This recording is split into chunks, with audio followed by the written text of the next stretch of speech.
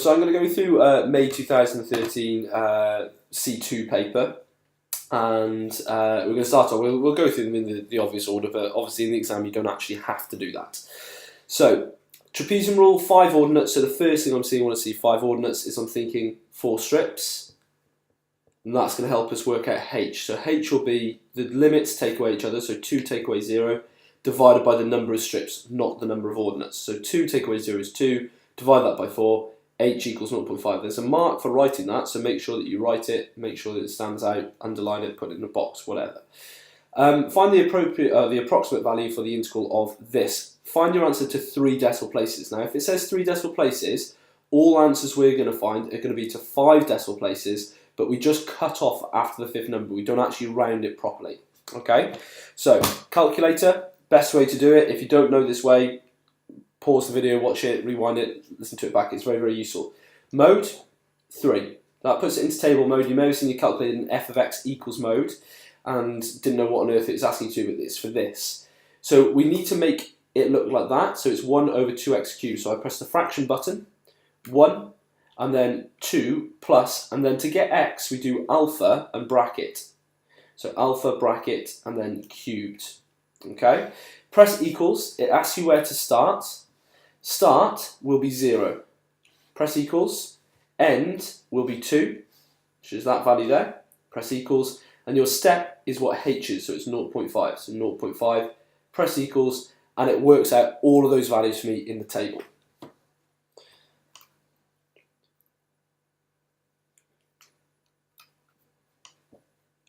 Okay, so I'll write out the table now. So x0, x1, x2, x3, and x4. You can write out the table, but in every mark scheme that you'll see, you will always see x1, x0 to x4 written like that. So I always do it that way to make sure I feel comfortable with what's in the mark scheme. However, it should be fine if you wrote it down. So to look at what the values are to 5 decimal places, I'm just going to come over here now. If it comes up with a fraction, we can just press SD to turn it into 0.5, so we don't need to round that at all. Next one, so 5 decimal places, so 4, 7, 0, 5, and then 8. You don't round that to 9, you just leave it, cut it off after the 5 places. Then 1/3, so I'm going to say 0.33333, and then this one is 0.18604, and then this one here is 1/10, so 0.1. So these are quite nice numbers to put into my calculator. Okay. That's a lie, what I've written. That's not x zeros, that's the y zeros. Sorry, my fault. X zeros to x4 are as follows. It's always your start value there, end value there, and then going up in the h. Okay, so it's 0.5, 1, 1.5 there. Okay. Now for the formula for trapezium rule, it's given to you in the formula booklet. I just know it. I know it's h over 2 over y0 plus the last one, so y4 plus 2 lots of what's in between, so y1 plus y2 plus y3. Close your brackets. Okay, so that's given in the exam, and now all I'm going to do is substitute that information into that. So h was, I need to write h here, so it's not just on my exam sheet. H is 0.5, so it's going to be 0.5 over 2. Or you could just write 0.25 there. And it'll be the first one plus the last one, so 0.5 plus 0.1, and again, you can answer that if you want to do it, it's 0.6. And then it's the first, the one after the first one, so 0.47058, plus, you could say a third there if you wanted to, that would be fine, plus 0.18604, and there we go, I can fit it all in one line because I wrote a third like that. So, from there, what I'm going to do next is stick it into the calculator. So I need to take it out of the table mode. So I just press mode and then comp, mode and 1. Okay? So I'm going to try and write it in as quickly as I can. 0.47058 plus, and then I will say a third. But you could put your 0.33333 there if you want to instead. And then 0.18604. Close your brackets, gives me an answer of. Now remember, I've got to round this to 3 decimal places, so 0.644. Okay, obviously not really happy the way my 6 looks, so I'm just putting a line through that, make sure it's really obvious, and it's not 644 either, it's 645. So there we go, 3 decimal places. Okay. Okay, next question, number 2. Number 2 is probably all the trigonometry. It is. Okay. So I'm going to write that now as I'm just going to write out the question here, and then I'm going to start solving it. Okay, so I won't keep on showing you the question, but by all means have a copy of this next to you and work through it at the same time. So it says 6 cos theta plus 5 tan theta equals 0, and to a degree, I want to, sorry you can't see what I'm writing, to a degree I'm going to want to just ignore what it says. It says maybe written in that form, but it could even give you this question and expect you to be able to do that, okay? You need to know 2 things. There are 2 key things that you need to know here. Sine squared theta plus cos squared theta is equal to 1. That's the first one. And then think of my mug, sine gerene over cos gerene is equal to tangerine, or in our case sine theta over cos theta is equal to tan theta. So what I'm going to do is get rid of tan by substituting in sine over cos. So I get 6 cos theta plus 5, and this would then be sine theta over cos theta is equal to 0. I obviously don't like that over cos theta bit, so I'm going to times everything in this this expression or equation, I suppose it's got an equals in, everything by cos theta. So that's going to give me 6 cos squared theta. That's going to cancel out the cos theta on the bottom here, and then 0 times by cos theta is still 0. So look at what they wanted. Isn't that exactly what they wanted here? Ah, no, it's not. They said they want to have minus 6 here, so where's that come from? Okay, right, I'm going to have to think about that. Okay, right. So if I look at mine, I've got cos squared theta, haven't I? Okay, they want it with sine squared theta. So because I've got the sine without the quadratic, I now need to use this formula here. Okay? So 6, we can rearrange that to say cos squared theta is equal to 1 minus sine squared theta. So it'll be 1 minus sine squared theta plus 5 sine theta equals 0. That gives me 6 minus 6 sine squared theta, and then plus 5 sine theta equals 0. And now I'm going to take everything from this side over to the other side, because this is negative where you want to have that positive, or you could say times by minus 1, whichever one you prefer. So I'm going to say 6 sine squared theta minus 5 sine theta, and then it's going to be minus 6 as well. 0 equals that. Let's just double check. Yeah, that's what they wanted, okay? So, when it says hence find all the values of theta in the range 0 to 360, satisfying the equation of that, they want me to use this thing here. That is that, okay? So, I need to factorise that. The way that we like to do this in AS level, less so when we get to C3 and C4, we'll be a bit more comfortable with it, is that we say let x equal sine theta. So, we're going to get 0 is equal to 6x squared minus 5x minus 6. So you can do your times and your adds, your product and your sum, and your numbers here, and you can work through that bit. So I'm going to get times 2 minus 36, add 2 minus 5. So I'm thinking of a pair of numbers that do that. Yep, got it. It's minus 9 and plus 4. Okay, you may get it straight away. It may take you a while to work out. So then we're going to get 6x minus 9. We're going to get 6x plus 4 equals 0. But remember, if you use this method, you must cancel down these brackets because this line isn't strictly true. So we're going to get 2x minus 3. And we're going to get 3x plus 2. So then I'm going to say that x is equal to 3 over 2. Or x is equal to minus 2/3. And then I'm going to sub x back to what it was really. It was really sine theta, so I'm going to say sine theta is equal to 3 over 2. Okay, or sine theta is equal to minus 2/3. Now, one of these values you should know doesn't exist. The sine graph only goes up to 1. This value gives a number that is bigger than 1, so that is impossible. So to do that bit then, I only need to do this bit here. We solve this using all silly tomcats. or your cas square, whatever you call it. And because it's minus, instead of going through all and sine like I would do if it was positive, because it's minus, I'm going to go through the mirror image. So I deal with the minus there, and I ignore that it's minus now. So I'm putting into my calculator, shift sine, not of minus 2/3, I've dealt with the minus already, and then 2 divided by 3, or 2 over 3, and it comes to 41.8. So then my answers for theta are 180 plus 41.8, so 221.8 degrees, or I'm going to do 360 minus that answer, which comes to 318.2. Now there's a very easy way for me to see if I'm correct here. Okay, now I'm just going to make my answer stand out for an exam. You know, really obvious now where the answer is because there's loads of work on that page. I'm going to go back to this original statement here, 6 cos theta plus 5 tan theta equals 0. So I'm just going to say 6 cos ants plus 5 tan ants. And this is the bit I'm hoping is right now. When I press equals, it should be 0. If it's not, I've messed it up. Phew, it is 0. If that one's right, it means that one must also be right. And then it means I factorised correctly as well. So that's giving me lots and lots and lots of good news there.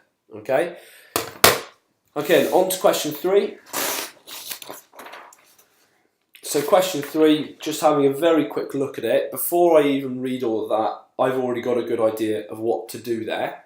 I've got 3 sides. So if I've got 3 sides, I want to be using the cosine rule. I'm given more of a hint because it even says here, it says cos BAC. Okay, now cos BAC is the middle angle, it's this one here. So I'm going to use the formula for cosine, which you should know for A level, which is A squared equals B squared plus C squared minus 2BC cos capital A. Little a there, capital A at the back, so if you ever need to rearrange that formula you can, but that's already in that form luckily for us because they wanted that angle there. So this is little a, this is little c, and this is little b. So I'm going to start subbing in to that on my paper, okay, or on my page. So little a squared is going to be x plus 2 squared is equal to, and then it's going to be x squared plus x minus 2 squared minus 2 lots of x times by x minus 2. And then I'm going to times that by cos of a, which I don't actually know what that is.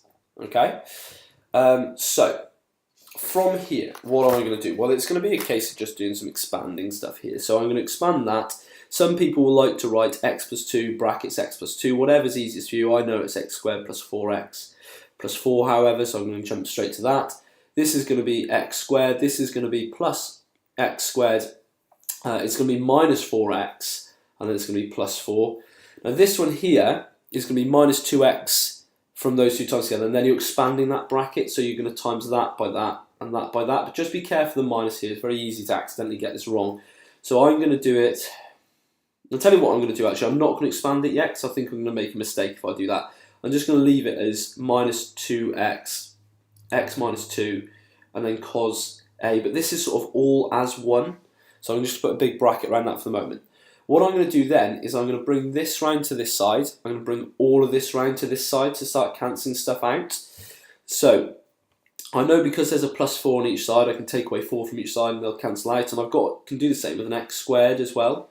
But the 4x and a minus 4x, be careful, that doesn't cancel out. It actually goes to minus 8x when I bring it over. So I'm going to get 2x and then x minus 2 and then cos a. I've not forgotten the minus there. I'm taking it over to become a plus. That's why I'm moving it. And that's going to be equal to minus 8x. Okay. And then I'm going to get 2x squared and then minus 4x. And then that is going to times by cos a. Now I'm a bit worried here because I don't think I'm getting anything that they wanted me to get. So it might be a case I need to use some factorise or something in a second. But yeah, I think I'm way off what they wanted. So I'm going to have to do some pretty big problem solving in a second. So minus 8x and then 2x squared minus 4x. Okay, so can I pick out a factor that's in the top and the bottom? Certainly on the bottom, the easiest thing to factorise is by the 2x, and that's going to leave me with x minus 2.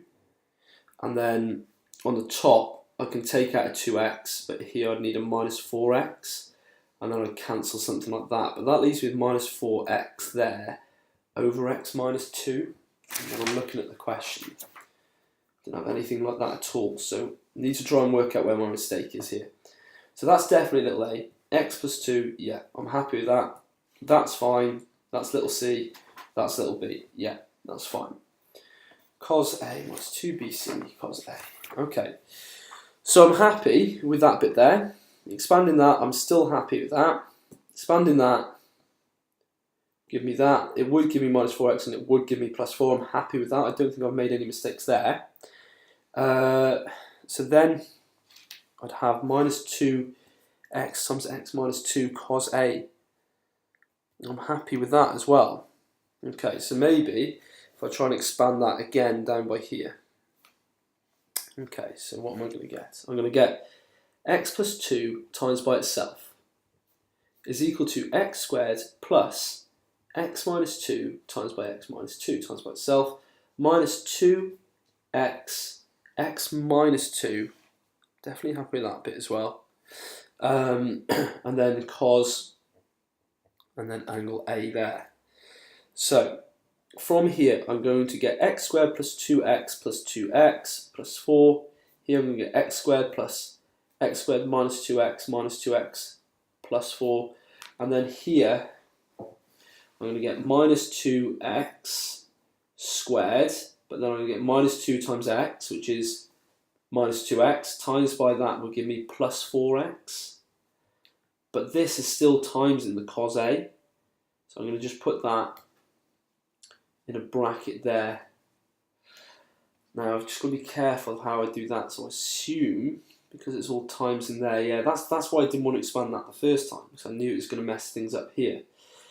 So to get that, so I need that to be that. Minus 2x. Yeah, I don't like that line there. I'm not happy with that.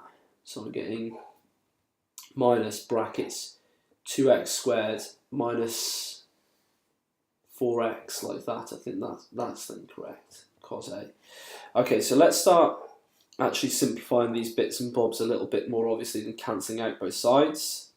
So x squared, so it's going to be 2x squared there, x squared plus x squared minus 4x plus 4, and then minus 2x squared minus 4x cos a, but that's all still sort of one term, that bit there.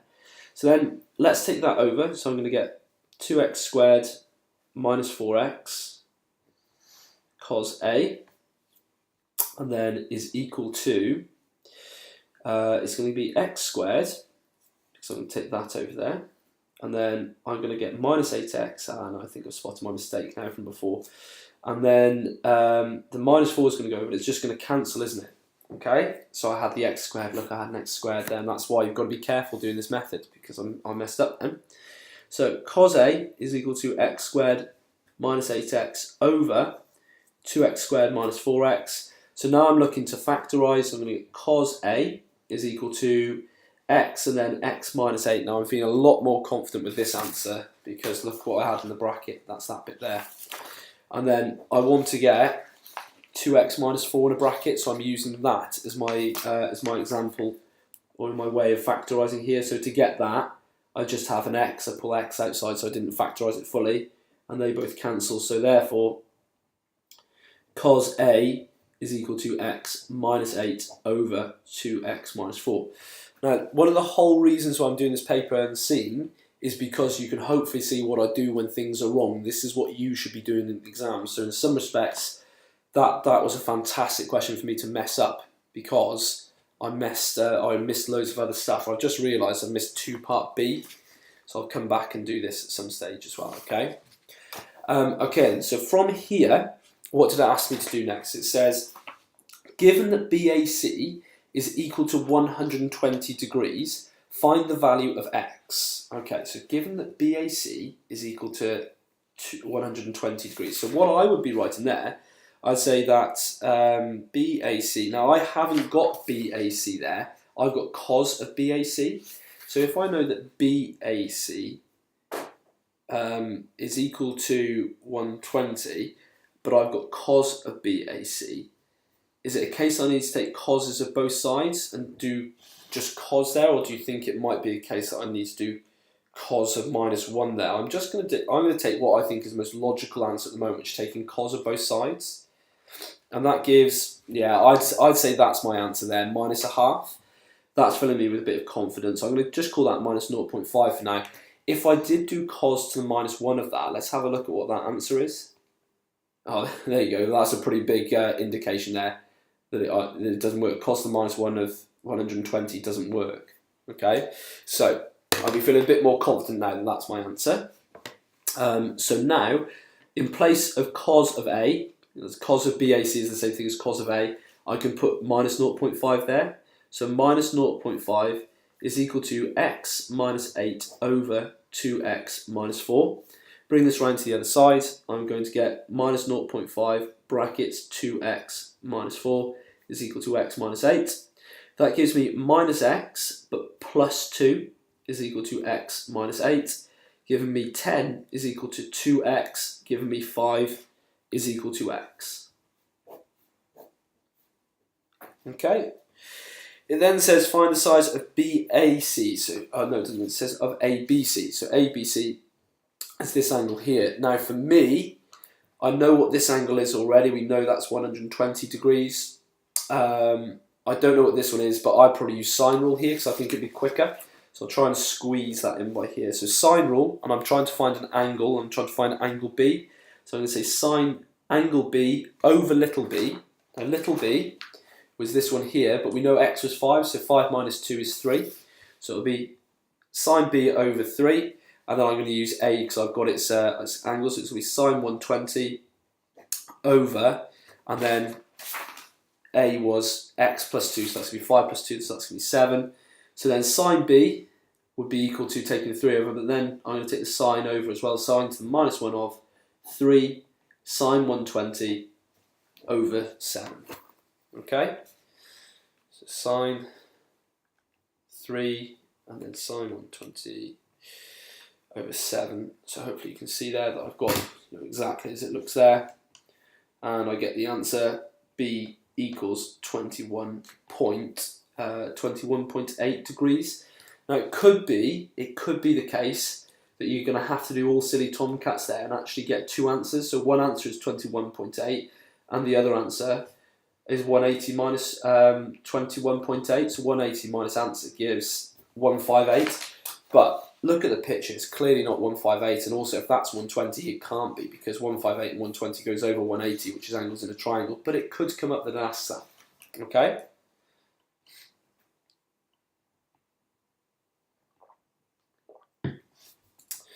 Okay, we'll go back and do question 2, part B, which I skipped by accident. So this is 2 part B, and it says cos 2x minus 60 is equal to 0.788. Okay, but the key thing here is it says in the range of 0 is less than or equal to x is less than or equal to 180. Now I don't have x in that bracket, so I need to make that bracket look like that. So the way we started off, it says it wants x to be doubled and then take away 60, but do this in 2 steps.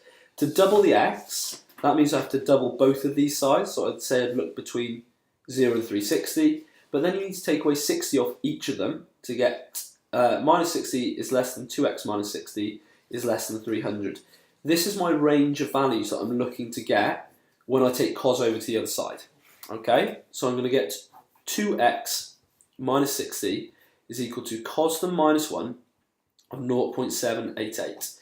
So again, I'm going to set up all silly tomcats by there. And because that's positive, I'm going to go through all and cos, but if it would be negative, I'll go through the mirror image of that, which is s and t. So cos to the -1 of 0.788 comes to 38 degrees. Okay, the fact it goes 0.00, I'm just going to leave as 38 really when I do all my calculations now. Okay, so the answers it could be 38 degrees, but then it could have been 360 minus that answer, so 322 degrees. Now, that one goes out of my range there. I only need answers up to 300, so it's not that. That means it's no more going on, but remember the cos graph has a period of 360 degrees. That means it repeats every 360 degrees. So what I do is 322. Take away 360 to find the ones out before that. So that also gives me minus 38. And if I do the 38, if I take away 360 there as well, it gives me minus 322. But look, that one's inside my range, but that one is outside my range, so I'm not interested in that one either. Okay? So I'm now going to take the minus 60 across to the other side and add 60 onto those, so I get 98 there. And then minus 38, add 60, comes to, what's that, 22. 22 there, and then finally halve each of those, so I'm going to get 49 and 11. Okay, so there's my final answers there for 2 part B. Very, very, very easy way to sort that out. So I'm saying 49 and 11, so let's just chuck it in, see if we're right. Cos 2x, so 2 lots of 49, minus 60. When I press equals, it should be that to 3dp, and it is. Okay, so I'm right, and let's chuck in 11 as well. Lovely. Okay, so it does give that answer, so I know that's right. Okay, so that's the first page done. So we've done what? 10, 14, 14, 21 marks so far. 21, so we're about nearly a third of the way through the paper. Okay, now the proof for arithmetic I prefer to skip during this video. Okay, I have gone through it in lessons. Go back and read your notes on that. So I'm going to skip part A, but part B I will definitely go through. Okay, it says the sum of the first 10 terms of an arithmetic series is 115. The sum of the next 4 terms of this series, okay, we're going to have to be really careful with that because it's got it in bold. We need to really get our heads around what it's asking me to do. So, the sum of the first 10, we write that in arithmetic series, is equal to 115.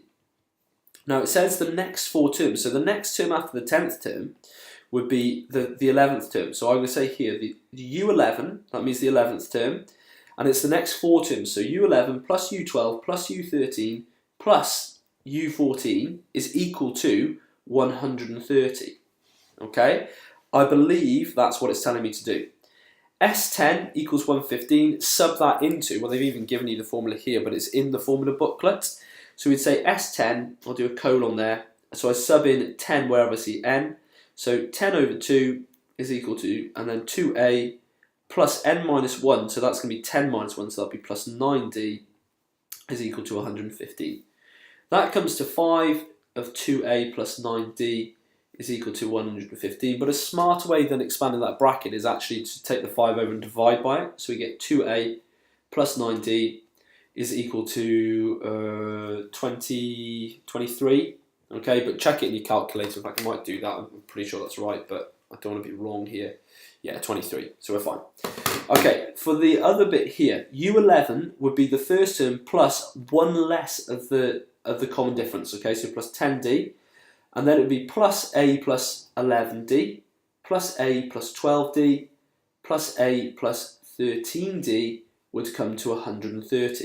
So then I'm going to simplify this to a plus a plus a plus a, that's 4 a's, plus, and then I've got 10 plus 11 plus 12 plus 13, so stick it into your calculator if you want to. I'm going to do it just to be safe. 10 plus 11 plus 12 plus 13 comes to 46. You can sort of use a mini sort of arithmetic series to work that out if you wanted to. If you did 10 plus 13, it comes to 23. So that must have also been 23. 2 23's come to 46.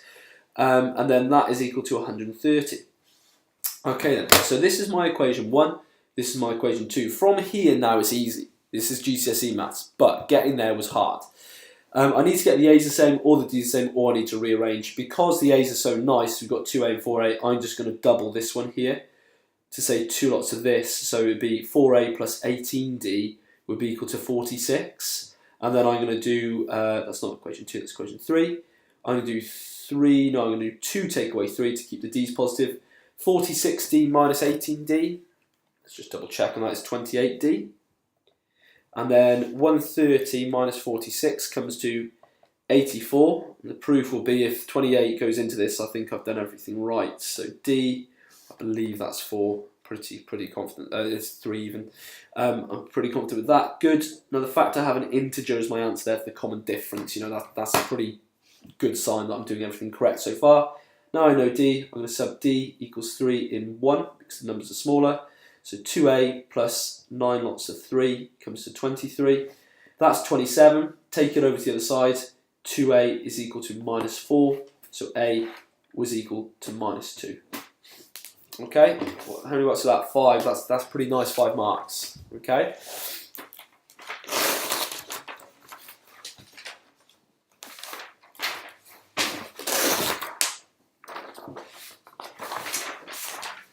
Okay, so next one is, I can see the series again, so just leave it up there for a second. I'll have a lovely sip of tea.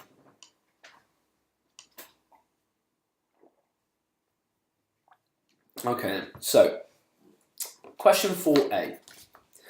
An arithmetic series is 4a. Sorry, question 5a. The first sum, find the sum of the first 18 terms of the geometric series, and it's actually given you the series, so you need to just work out what the common difference is. We had one very similar in our unseen paper 2, but it was worse because it had algebra in it. So if we've got 100 plus 80 plus 64, we just need to work out A, what the first term is, so we know A is equal to 100, but what the ratio is. So we work out the ratio by doing the term divided by the last term, so 80 divided by 100, so that's going to be 0.8, isn't it? Okay, just having a quick scan there, does it ask me to do sum to infinity? Yeah, it does in part B, so that's a good sign that I'm getting an answer less than that. Also, think about it. What's 100 times by 0.8? Yeah, it's 80. Okay, now if I times that by 0.8, the answer should be 64. If it's not, I'm wrong. 64, my ratio is 0.8. Okay?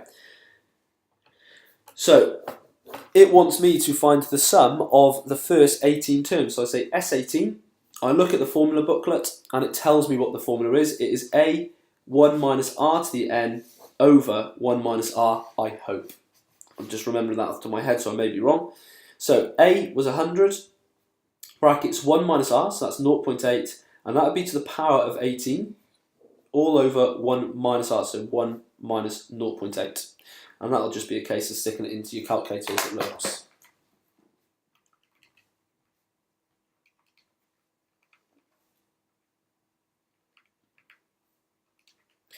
See, on my calculator I've actually just put in 0.2 there as the answer because I can do that in my head. Okay, that comes quite a nice answer. That's making me think that I've probably got the right answer, especially now when I go back and read the question. It said, give your answer correct in the nearest whole number. Look what I've got. It's obviously been made to be that sort of number, okay? So that's 491 to the nearest whole number. Okay? 5b. So 5b says the second term of the geometric series is minus 20. So I write down u2 is equal to minus 20. It says the sum to infinity. Okay, so this had nothing to do with the last question. So that confidence that I got from there was sort of falsely given to me. But you know, I feel I've still done it correctly. The sum to infinity is 64. Now there's a formula for that, and you should know that. It's in the formula booklet. You'll get a mark for just reading out from the formula booklet what that is. So u2 is AR is equal to minus 20. Sum to infinity is A over 1 minus R is equal to 64. For me, the best way to do this would probably be a substitution method. I would take A over, sorry, I'll leave A where it is. I'll take 1 minus R over and get A is equal to 64 minus 64R, but normally we divide these, but it doesn't seem to make any sense when I can just then sub A is equal to that in there. So I'm going to say let A equal 64 minus 64R. So wherever I see A in this, I just change it to brackets 64 minus 64R. And then I've still got an R outside the bracket, I've still got that is equal to minus 20. So that is going to give me 64R minus 64R squared is equal to minus 20. I'm then going to take everything over to the other side to form a quadratic that has a positive as its squared term. It means the other thing's negative, but that doesn't matter. And then if I look, yeah, I'm looking at that, I'm feeling really, really confident now because they're both minuses. So 64 to 16, what do we divide 64 to get 16? So 64 divided by 16. There you go, I just gave you the answer if you saw that is 4. So I just need to divide everything by 4. So 0 is equal to 16R squared minus 16R minus 5, and that's great news because that's exactly what they had. It then says find the value of r, giving a reason for your answer. So I need to factorise this thing. Now, I'll probably end up using quadratic formula here, but I may be able to spot it. 16 times by minus 5 is minus 80. Minus 16, oh, got it. It's minus 20 and plus 4. Okay, so I can factorise it. So it's going to be 16r minus 20, and 16r plus 4 is equal to 0. So then I'm going to get 4r minus 5, and I'm going to get 4r plus 1 is equal to 0. So r equals 5/4, or r equals minus a quarter. Oh, you can't see what I'm doing there. Bear in mind, you're probably only going to get one of those answers. Think about what the question's doing to you. Try and get this answer before me, okay? Pause the video if you need to, and think which one of those it has to be. Right, I'll tell you, it's this one. Why? Because you had a sum to infinity. Sum to infinity, you have to have a ratio less than mod of 1. This is bigger than 1, so it's just going to get bigger and bigger and bigger if we had r as that value, okay? Okay then, so we're starting to get to probably like the flagship part of C2, which is integration. This is your most important marks in this bit, because you can see there at 9 and 2, 11 marks. What's 11 out of 75? It is 15% of the paper on this one question. Okay, so have a look at the question, get your head around it. The first bit's relatively straightforward. This bit is the thinking bit. Okay, but we've got some C1 marks in here, so cross fingers, we'll be quite happy with this.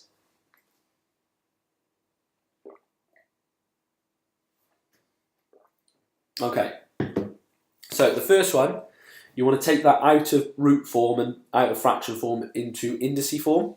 So this would be the same thing as the integral of x to the quarter plus 2x to the minus 5 dx. It would be the same thing as that. When we're integrating, be careful you don't accidentally confuse yourself with differentiation from C1 as we did it last week.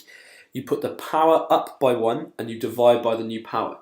So x to the quarter, I'll write the integral, x to the quarter plus 2x to the minus 5 dx would become power up by 1. So we're going to get x to the 5/4 divided by 5/4. And then we're going to put the power up by here, so I'm going to say plus. I'm still going to stick with that. It'll probably change to a minus in a second because this minus, but don't worry for now. We'll worry about that in the next step. 2x to the power of minus, think about it. Not minus 6, it's minus 4. The power goes up by 1, so it's going up through the negatives, divided by minus 4. And then this is your key bit, plus c. If you forget plus c, you will lose a mark there. It's only worth 2 marks, so that's one of your marks lost if you forget it.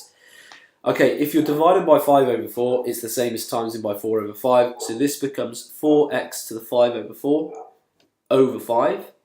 And then, right, plus 2 over minus 4. So let me cross that out, it is going to be minus, and then that's going to be a half, isn't it? So it's going to be x to the minus 4 over 2 plus c.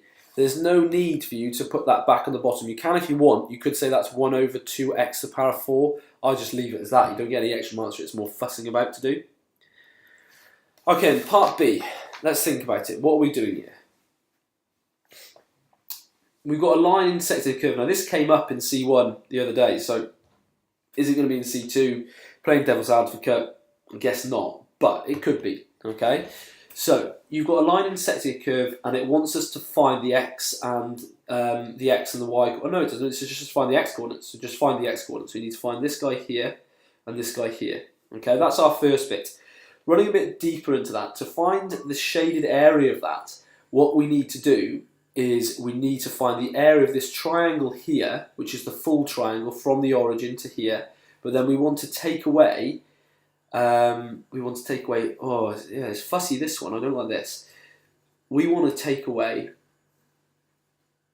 this segment here between the line and the integral. We just want that tiny bit there. So I think we're going to have to do some integration just around that and then take it away from the area of the triangle there. So we need to find sort of like just this white section first and then take it away from the triangle.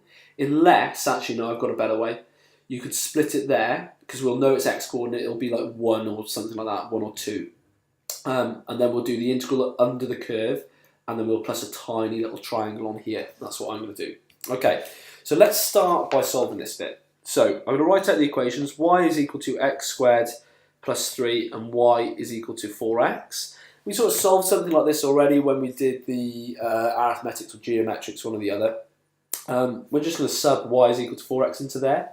So we're going to say 4x is equal to x squared plus 3. And then we're going to say 0 is equal to x squared minus 4x plus 3. And then we're going to factorise to get x minus 1 and x minus 3. So x is equal to 1. There you go, I was right before my guess, wasn't I?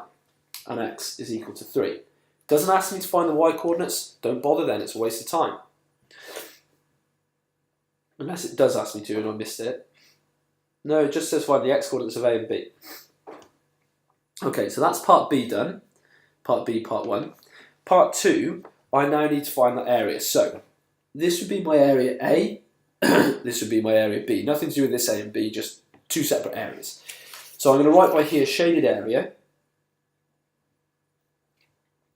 is equal to A plus B. And that's very easy. That's just a triangle, so we'll worry about that last. This is integration. Okay? This is the integration. To find that area, we just need to integrate under the curve. We don't need to do anything at all with that line at all. Okay? So I'm going to integrate between its x values. So at C here, that's in line with B, so that would be 3 and that would be 1 because we found its x coordinates. So I want to integrate between 3 and 1 of the curve. And the curve's formula was x squared plus 3, and I do that with respect to x. So then when integrating that, power goes up by 1, divide by the new power gives me x cubed over 3 plus 3x, and then that's 3 and 1. I'll probably be able to do the majority of this without a calculator. It's then going to be 3 cubed over 3, so that's going to be 27 over 3, plus 3 times 3.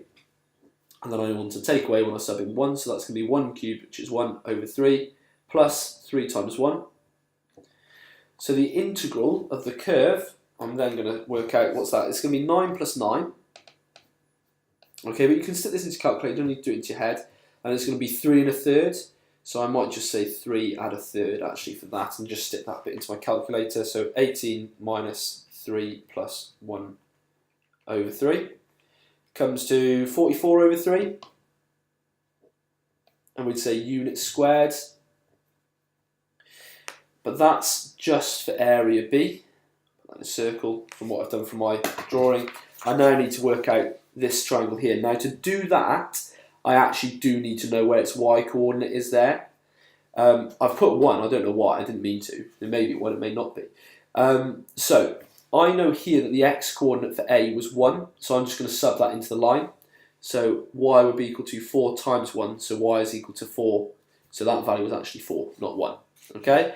So then the dimension of this triangle, base of 1, height of 4, so it's going to be a half base times height. So 4 times 1 is 4, half of that, area of A was 2. So then area A is equal to base times height divided by 2, which is equal to 2 units squared. So total, this is the bit that you make stand out, would have been 2. Just show what you're doing. Never know, if something goes wrong, you could get a method mark here, which is, and then I'm going to write my final answer out by the top here. Area equals answer plus 2, which comes to 50 over 3 units squared. Okay, now, if that answer's right, examiner sees that, bang, you're getting all 9 marks for that, okay? That's why it's a good idea to put your answer there and make it stand out, okay? I've done that a couple of times today. Okay, over the page. Log proofs, again, I'm not going to go through a log proof in this video. They're in all your lessons that we did. You know, I spent ages going through those with you. So we're going to skip A. We're going to go straight to B, okay? Excellent. It's one of our favourite types as well. These are really easy, okay? 5, 2 minus 3x is equal to 8. We're going to take the 5 over. And because it's got a power, the power then just becomes a normal size rather than being these tiny little indices. And when it goes over, becomes log base 5, okay? It's up to you now. You can either work out what that is, but I'm just going to start getting x on its own and leave it in log base 5 of 8 form until the very, very final end to keep it really easy to write down. So we'll take this minus 3 over, and that's going to, well, minus 3x over will become plus 3x, and then bring over the log base 5 of 8. So we get 2 minus log base 5 of 8 is equal to 3x, and then x 2 log base of 5 there. Okay, So I'm just going to stick that into my calculator. So fraction button 2 minus, so your log base button is that top right button there. And log base 5 of 8 over 3, press equals. And I get, it said to 3dp in the question, so to 3dp, I get 0.236 to 3dp. But easiest way to find out if you're right now, go back to this form here and say 5 to the power of, and then 2 minus 3x, so 2 minus 3 answer. When I press equals, any idea what the answer should be? 8. Boom. No, I'm right. I'm leaving that exam going, well, I've got those 3 marks. Okay, that's a great position to be in. Okay, question C coming up now.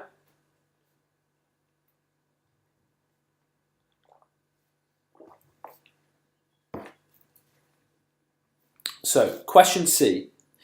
Now, they've worked in log base A, so this is just really testing you with your understanding of what logarithms are, how to deal with them, etc, etc. Okay?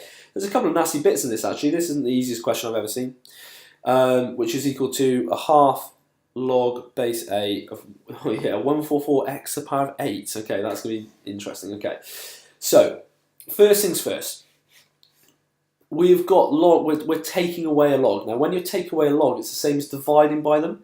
So we're getting log base A. I'm just going to write it as it is at the moment, okay? Which is x squared, and then over, and then it's 5 over x, but we'll deal with that bit in a second, okay? Is equal to, now I've got to get rid of that half, because I want these to be both just log base A's on each side, and then just cancel out the log base A's. So I'll take the half round, and it'll become a power. So it becomes 144x to the power of 8 to the half, okay? Now, I can cancel out those powers now because they're just log base A's. So if you've got them on both sides, cancel them out. So I've got 90x squared, and I'm dividing by 5 over x. Well, I'm writing it like that for a very particular way in a second. And then is equal to a half. Now, when we've got a bracket, we actually times by the half. But in this case here of the 144 times by a half to the power of a half is actually the square root of 144, isn't it? Okay, but this thing here, the x to the power of 8, is going to be to the power of a half, which is then times, so that is going to be x to the power of 4. Okay, they're really testing you there. It's hard, that bit, so accidentally 72 would be the wrong answer there. It's got to be root 144. Whenever you're timesing by a fraction, it's the same as timesing by its reciprocal, so that's the same as saying 19x squared times by x over 5 is equal to 12 x to the power of 4. 5 goes into 90 18 times, so I get 18x cubed is equal to 12x to the power of 4. I'm then going to cross, I'm going to get the numbers on one side, so 18 over 12 is equal to x to the power of 4 divided by x cubed, and then I'm going to get 1.5 is equal to x. Okay? There is another way I could have solved that for any of you who are absolutely on it. The other way I could have solved that was I could have said 18x cubed minus 12x to the power of 4 equals 0. I could have factorised by 6, x cubed, and got 3 minus x, 3 minus 2x in there is equal to 0. And then I would have actually had two answers. I would have said x equals 0, because if that's 0, 0 times that would go to 0. Or 3 minus 2x equals 0, so then 3 equals 2x, and then 1.5 is equal to x. Okay, but that way this would definitely be accepted as well. Okay. Okay, equations of circles. Number 8. Good idea to pause the video and get your head around it, try and have a go at it, try and beat me to it.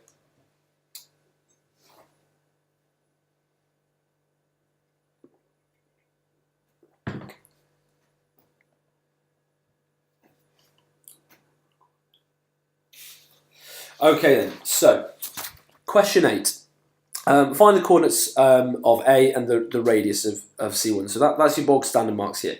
So we're completing the square there, so we're going to get x plus 1 squared minus whatever that is squared. We're going to get plus y, and it will be minus 3 squared minus whatever that is squared. So that would be plus 9, so we take it away. And then we still have a minus 15 here equals 0. Okay, there are quicker ways around that, but that's the best way to do it in some respects because it's the correct way. Okay. Let's write that down wrong. And then minus 1, minus 9, minus 15 is minus 25. Take it round to the other side is 25. That's a good feeling because that's a square number. We're expecting to get a square number there, but you may not get one. So just be aware of that. So the centre is x is minus 1, y is equal to 3. Which I'll write as, what they call it a, so I'll say a minus 1, 3. And then the radius is the root of 25, so the radius is 5. Obviously not minus 5, because that wouldn't exist. Okay, it says part B. The line L has the equation y equals minus x plus 9. It says show that L is not the diameter of C1. Okay. How would I do that then? Okay, what I'm thinking here is if it's the diameter of C1, if I sub in, we've got something here in terms of x and y. I've got some numbers here for x and y. Oh, hang on, there needs to be a plus 3 there, doesn't it? I can just sub these in to find out if that is equal to that and whether it goes through it. So if, I don't know if that's going to work. If I did do that, I'll just do this by, I'll just say a side for the moment. Okay, this is a bit of a fussy one. So I'm going to get 3 is equal to minus 1 plus 9, which is going to give me 3 is equal to 10. Which, you know, what's that really telling me? In some respects, I don't know what it's telling me. All I'm assuming there is that it doesn't go through it. So I don't know. I'm going to be a bit speculative here. I might just check the mark scheme in a second and see what it says. But I might just say, therefore, y equals minus x plus 9 does not. Yeah, that's got to be true, isn't it? Think about it. We're saying there by subbing those things that that point isn't on there, that's the centre. So it can't be a diameter because it doesn't go through the centre. Therefore, y does not go through A. So is not diameter. Okay, I would have assumed that would be absolutely fine. It then says, find the coordinates of the points of intersection of L and C1. Now, this is actually a lot easier than what we just had, although I would have assumed, you know, what I say is easier. We know what we're doing more with this. This was one of those thinking questions that comes up in the exam and think, oh, I've not seen anything quite like that before. So part 2, all I need to do is sub y into either into this form here, but probably even nicer when it's this form here. So y is equal to minus x plus 9, and I'm going to sub it into, we'll just call this 1. Sub in 1. So wherever I see a y, I'm going to change it to minus x plus 9. So that bit there, that bit there will remain the same. This will change to, so y is going to change to minus x plus 9. So I'm going to get minus x plus 9. But then I still have a minus 3 squared in there, equals 25. Expand this, I'm going to get x squared plus 2x plus 1. I'm not going to expand this quite yet. I'm going to get plus 6 there, aren't I? Squared equals 25. And then I'm going to expand to get 2x plus 1. And then plus. Now I'll leave this in a bracket for now. No, I don't need to because there's no minus. If it was a minus, I'd leave it in a bracket. So it's going to be minus x times minus x, which is going to be plus x squared. So plus x squared. And then I'm going to get minus x times 6, but that's going to happen twice. So I'm going to get minus 12x, but then I'm going to get plus 36 here. And then that's still going to equal 25. So I've got x squared plus x squared, so that's 2x squared. I've got plus 2x minus 12x, so that's minus 10x. I'm going to pull everything onto one side to get it in a quadratic, so I'm going to get plus 1, plus 1 plus 36 is 37. Take away 25 is plus 12. They're all even, so I'm going to divide everything by 2. I'm going to get x squared minus 5x plus 6 is 0. And that's really nice because it factorises nicely to that. So x equals 3 or x equals 2. So because x is 3, I know it goes on this line here, and I could sub these values into either the top thing I had here or into this here, but it's going to take ages. So just work it out by subbing it into the line. It'd be much quicker. So we're going to say when x is 3, y equals minus 3, because it's minus x plus 9. So y equals minus 6. So there's my first set of coordinates, 3 minus 6. And when x is 2, y is going to be minus 2 plus 9, so we're going to get 2 minus 7. Okay, so for me that's my coordinates of the intersection between L and C1. Question, or part C, it says, the circle C has the centre B 11, 8 and the radius 6. Find the shortest distance between the circles C1 and C2. Okay. So, what am I going to do for that bit? I'm going to do some thinking of this thing here. So B is 11, 8, and then C2, so that's for B, and we know that A was, yeah, I've got it. We know that A was, where was it? Minus 1, 3. So if you think about drawing that, we've got A here at minus 1, 3, and then B would be at 11, 8. So 11, 8 would be all the way up here, so it would be there. Okay? So it wants to know, it says, what's the shortest distance between these circles? Not between their centres, although that's going to help me working that out, okay? So circle A looks like that, circle B looks like that. So it could be that it's just this tiny distance by there, okay?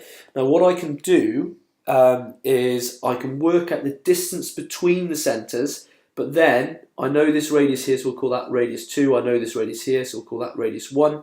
So work out the distance between the centres, subtract both the radiuses, and that'll tell me the shortest distance between the centres.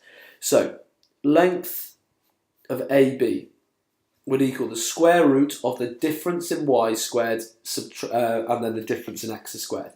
So the difference in y's, 8 take away 3 is 5, so it's going to be 5 squared plus, then the difference between these would be 11 minus 1, which is actually 12 squared. That's a Pythagorean triple, so that's 13. Okay, you should know that. And then shortest distance, therefore shortest distance equals 13, which is the distance between the centres, but take away the radius of A, which was, or the radius of C1, which was 5, wasn't it, from before? Yeah, radius was 5. And then we're told the radius is 6 here, so that's 6. So my drawing's wrong because I've made that circle look bigger than that, but it's just to give me some idea. Minus 5, minus 6. So the shortest distance was 2. I'm quite pleased with that. That was hard. That wasn't the easiest thing I've ever done, especially under the camera. Okay, so question 9. Let's have a look at it. We'll do some drawing on here. It says the diagram shows 3 points A, B, and C on a circle with radius 7.2. That means this is 7.2. That's 7.2 as well. It says AOB, so from A to O to B is 1.1 radians. So we should say 1.1 with a little c for radians, but it won't matter if you don't put that in. Find the area of the triangle AOB, give your answer correct to 1 decimal place. Lovely, that's a really nice mark. This is also 7.2 as well, okay? So, for question 9, we're going to have, area AOB. It wants the triangle, doesn't it? Area AOB.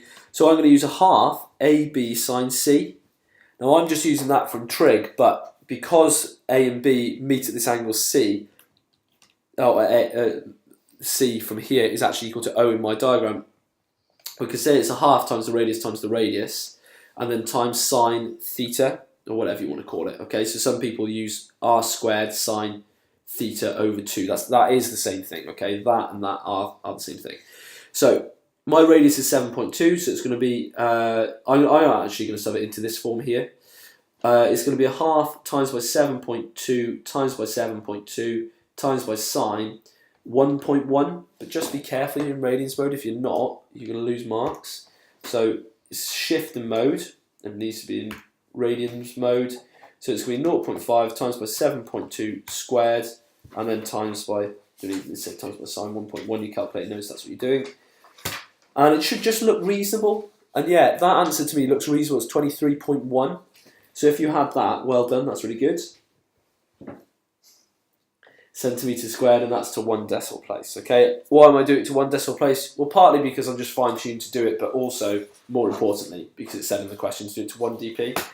It then says the area of the sector BOC. So the sector is like a piece of cake. So from B to O to C. So that's all of this thing here. Okay, that's 19.44. So it then says find the length of this arc. Now to find that arc, we just want to do the arc length formula, which is part of the circumference, so we're going to use 2 pi r, etc, etc. But to do that, I need to know this angle.